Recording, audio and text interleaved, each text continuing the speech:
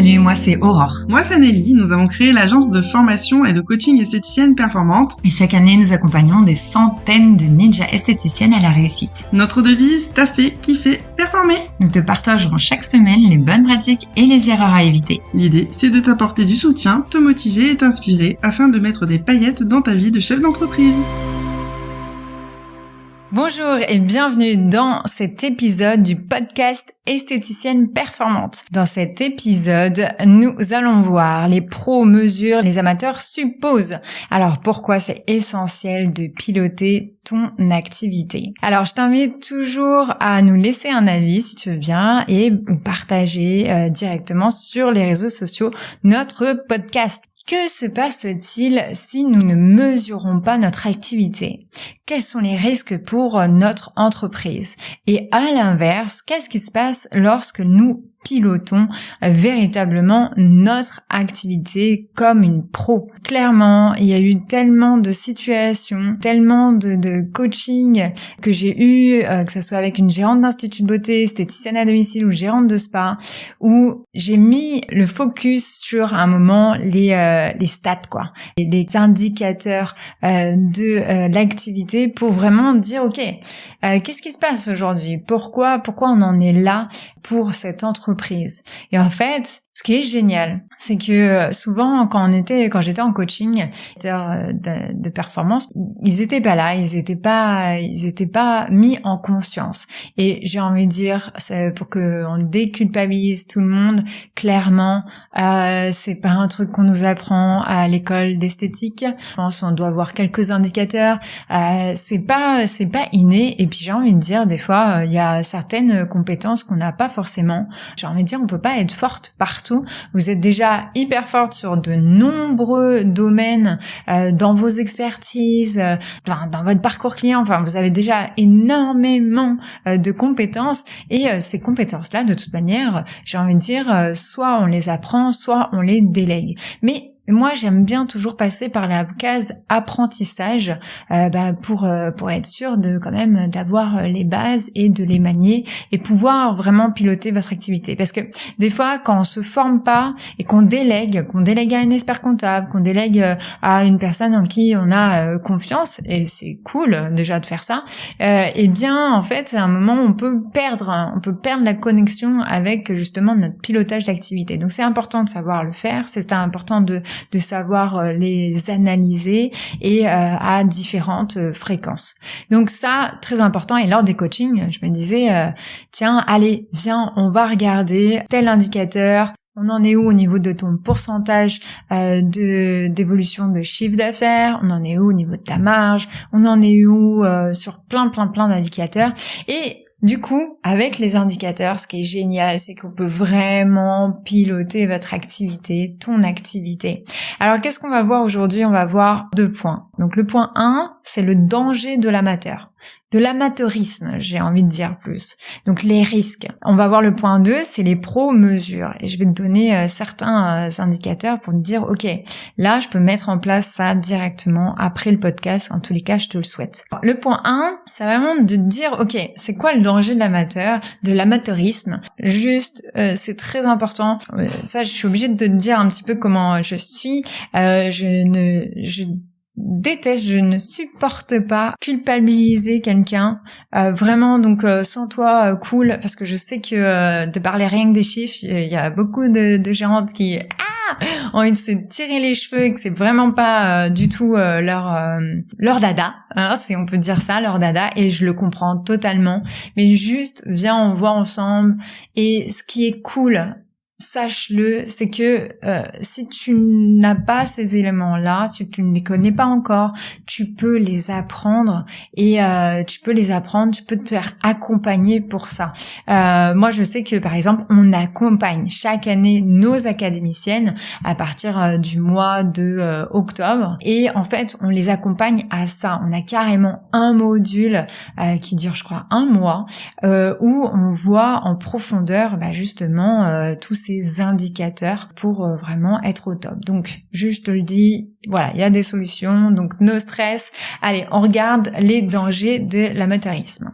Alors, je voulais te donner des points comme ça, mais des exemples hyper concrets pour que tu dises ah oui, d'accord, ok, donc ça c'est mesurable, ça c'est mesurable. Le premier point que j'ai mis, c'est vraiment la rentabilité, c'est-à-dire le calcul de tes prestations. C'est-à-dire que l'amateur, il va être plutôt en mode mes prix, je vais les mettre un peu suivant la concurrence et je vais faire un petit peu comme les autres font, un peu sur ma zone de chalandise et puis je vais me dire à peu près la clientèle va vouloir ça et puis ça devient de l'à peu près.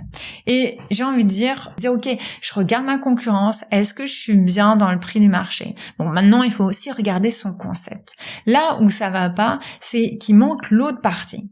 L'autre partie, ça va être vraiment d'aller calculer tous tes prix et ta rentabilité, ta marge en fait de toutes tes prestations et tes produits aussi bien sûr, mais sur toutes tes prestations. Pourquoi? Parce que en fait, il faut que tu comptes tout.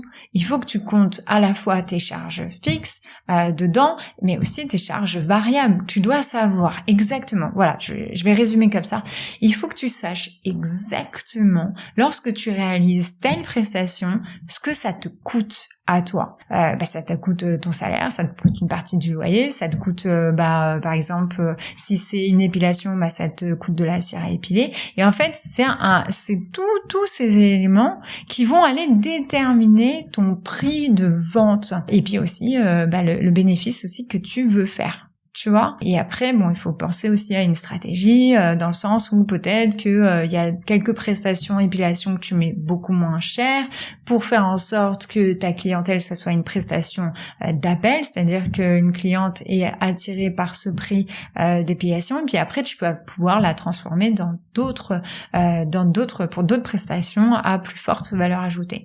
Tu vois, il y a toujours un aspect aussi stratégique dans les choses, mais c'est important de savoir exactement ce que te coûte chaque prestation et combien ça te rapporte. Alors je te le dis parce que j'ai eu aussi des coachings où en fait le moment des modules de rentabilité où il y a pas mal de gérantes qui sont tristes parce que clairement elles voient que qu'elles sont pas rentables et que ça fait plusieurs années qu'en fait elles font des prestations. C'est comme si un peu elles payaient la cliente au lieu que la cliente les paye.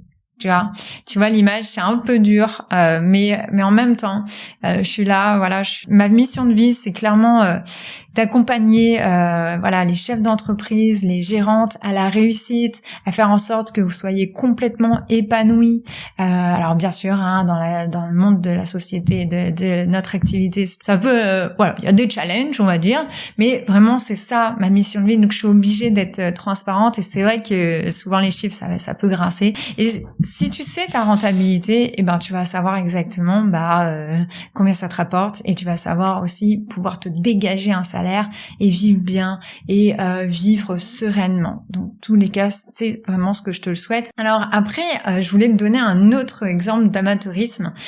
C'est parfois on croit qu'on est perçu par la clientèle comme aussi une experte soin visage ou aussi une experte onglerie ou aussi une experte minceur ou experte peu importe, choisis ton expertise, mais en tous les cas l'expertise qui te tient à cœur.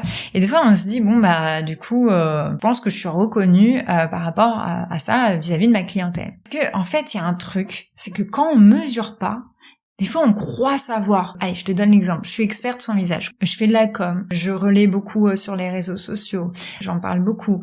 Et en fait, je me dis, écoute, je fais quelques soins du visage ou je fais pas mal de soins de visage. Et finalement, je suis sûre que ça, je suis reconnue. Du coup, en fait, souvent je demande le calcul. Je dis ok, donne-moi le pourcentage de prestations que tu fais. C'est-à-dire combien de pourcentage tu fais en soin visage, par exemple dans l'année. Et là souvent il y a eu un petit bug où elle s'est dit ah oui mince, je pensais. Et des fois, je dis juste que des fois on veut voir quelque chose Et en fait, c'est pas forcément la réalité. Et ça, c'est dur. C'est dur parce que du coup, on peut pas le corriger. Alors que si dès maintenant, en fait, j'ai envie de te dire, tu passes à l'action et tu dis, ok, après ce podcast, Aurore, elle m'a chauffé, je vais calculer mon pourcentage. N'hésite pas au fait à le mettre sur le groupe ST Défi, je veux bien suivre, j'adore quand vous passez à l'action. Et dire, bon, le pourcentage, par exemple, je fais 70% d'épilation, je fais 60%. Et c'est ok. Si c'est ton expertise, c'est au top.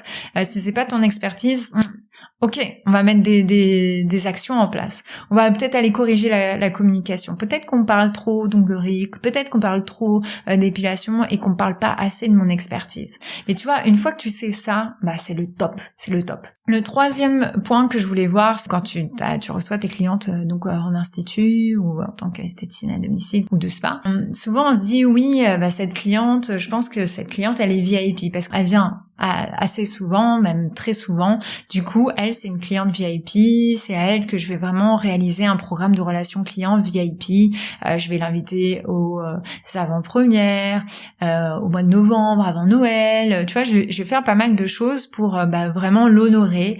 Et c'est top. J'ai envie de dire, c'est génial que tu fasses ça. Mais parfois, c'est pas les clientes qu'on voit le plus souvent qui dépensent le plus chez nous. Tu vois où je veux en venir. Ça veut dire que si je calcule, tu vois, l'amateuriste, il va se dire, ok, je calcule pas, je le fais un petit peu, tu vois, au feeling. Et je me dis, ouais, cette cliente, je la vois souvent, du coup, ça doit être une cliente VIP.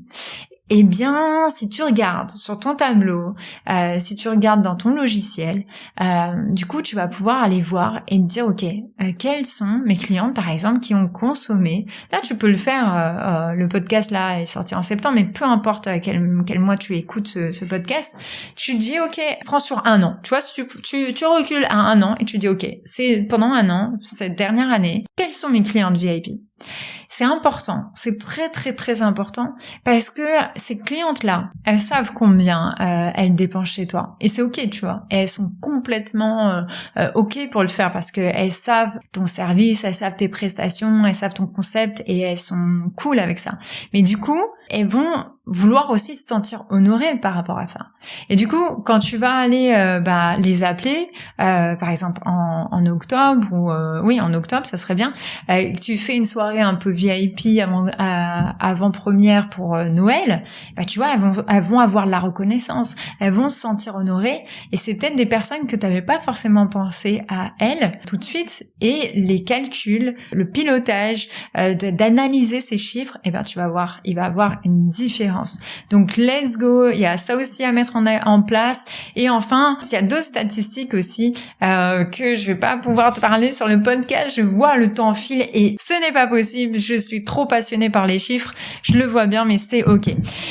Quels sont les risques? Quels sont les risques à ne pas mesurer, à pas piloter ton activité? Eh bien, tu le sais, oui, c'est un moment, si tu mesures pas, à un moment, tu peux aller au crash de ton activité.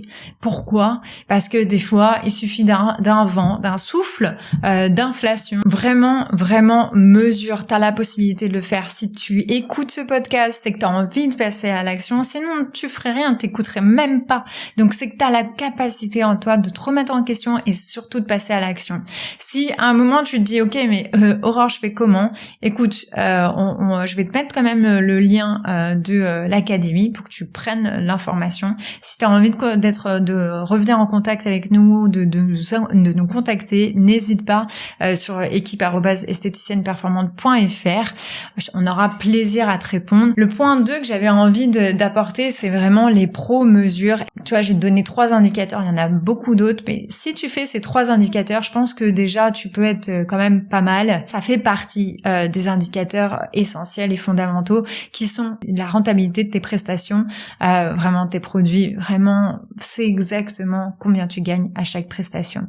La deuxième chose, c'est la rentabilité de ton entreprise, c'est-à-dire qu'il y a un vrai calcul du point mort à faire. Chaque mois, tu as des charges à payer. Tu sais, tu as des charges fixes et variables, mais tu as des charges qui sont le loyer, qui sont l'électricité, qui sont ton salaire, qui c'est par exemple le salaire de tes employés. Tout ça, tous ces éléments, eh bien en fait, tu dois savoir exactement c'est de combien en fait. Je te donne un exemple. Pour payer toutes tes charges, tu dois faire un chiffre d'affaires de 6 000 euros. Ok, t'as fait le chiffre d'affaires de 6 000 euros, ok. Et c'est à partir de 6 000 euros où tu vas pouvoir créer du plus, du bonus, j'ai envie de dire, pour toi. Et c'est à ce moment-là où c'est important.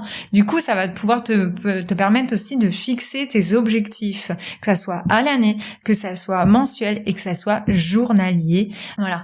Donc très important, ça, connais ton point mort.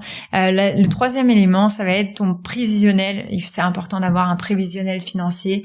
Combien tu dois faire, quelles sont tes charges, mais de le planifier. Et puis je mettais, tu vois, un prévisionnel aussi de trésorerie, parce qu'il y a rien de plus stressant que de pas avoir de trésorerie ou d'avoir une trésorerie un peu bancale. Mets-toi à l'aise, et pour être à l'aise, un prévisionnel de trésorerie, comme ça t'as pas de doute, tu sais, ok, bon là par rapport à la trésorerie que j'ai, je tiens 3 mois, je tiens 2 mois, je tiens 6 mois, je tiens 1 an.